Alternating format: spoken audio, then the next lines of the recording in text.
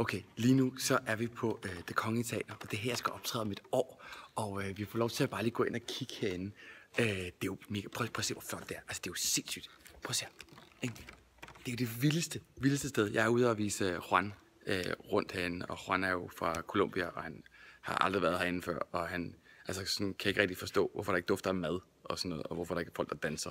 Men det er der ikke. Nå, men prøv at høre. Det her er jo det smukke sted, og det her skal være et år. I kan se deroppe, ikke? Det er der, hvor dronningen skal sidde. Jeg ved ikke, om hun kommer til at være der, når jeg skal optræde herinde. Jeg har skrevet nogle sms'er til hende, men hun er ikke så vej tilbage. Hun har selvfølgelig også rimelig travlt. Hun skal jo... ja, pas Henrik. Nå, men den her bygning her, så smuk som den er, ikke? Det er... Altså, den her blev bygget i de første grundsten blev lagt den 18. oktober 1872. Og så var der noget forsinkelse, og det var der sådan så, at den 15. oktober 1874, der blev den færdig.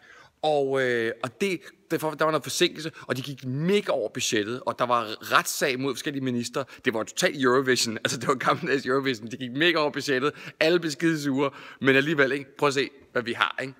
Altså prøv lige at se, hvor sindssygt smukt det her er. Og man kan også se loftet.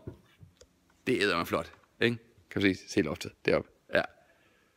Så det er mega flot. Og så er der forskellige regler, ting du ikke må. Du må ikke... Scenen er... Skal jeg prøve at vise dig scenen her? Det var den forkerte vej.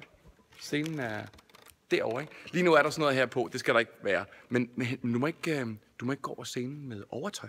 Det må du ikke. Og så må du heller ikke fløjte herinde. Det er sådan nogle regler, man bare ikke må. Og man har lyst til at fløjte, ikke? Og man har virkelig lyst til at fløjte.